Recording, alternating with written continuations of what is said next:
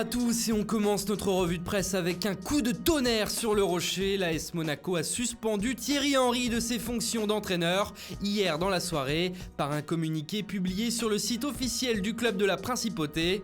Une sacrée annonce qui est perçue comme un ouragan dans le journal L'Équipe et on ne devrait pas attendre longtemps avant de voir arriver un nouvel entraîneur sur le banc monégasque. Surprise, il est de retour. Leonardo Jardim, limogé en octobre dernier par Monaco, est en effet en pleine négociation avec les dirigeants du club pour revenir entraîner l'ASM.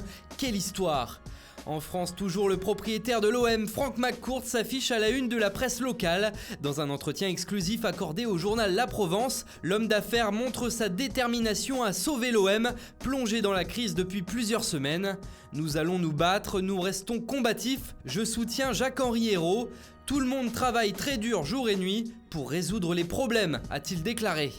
En Angleterre, Chelsea s'est qualifié hier soir pour la finale de la Coupe de la Ligue anglaise, aux dépens de Tottenham. Le sort s'est décidé au tir au but et à ce petit jeu, c'est David Luiz et les siens qui ont été les plus forts. C'est la couleur bleue qui domine, résume le Sun, en faisant un jeu de mots avec le nom du Brésilien.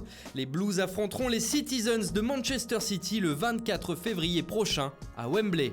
En Italie, Cristiano Ronaldo tente de ramener ses amis à la Juventus. Selon le journal Tuttosport, Bruno Alves et Marcelo pourraient en effet rejoindre les Bianconeri très prochainement.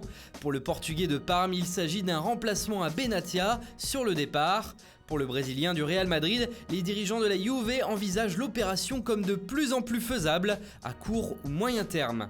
Toujours chez les Italiens, le Corriere dello Sport se penche de son côté sur le cas de l'Inter, qui devrait recruter le Portugais Cédric Soares de Southampton. Mais le quotidien parle également du mercato de la Juve, en évoquant là aussi le cas de Mehdi Benatia. Si les autres médias parlent plutôt d'un départ vers le Qatar, le Corriere parle de Monaco, qui se serait positionné sur ce dossier dernièrement. Décidément, l'ASM n'a pas fini de nous surprendre.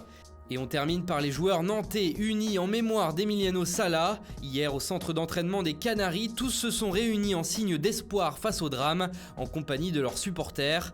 3 jours après la disparition de l'Argentin, la police de Guernesey a annoncé officiellement qu'elle arrêtait les recherches de l'avion disparu en mer.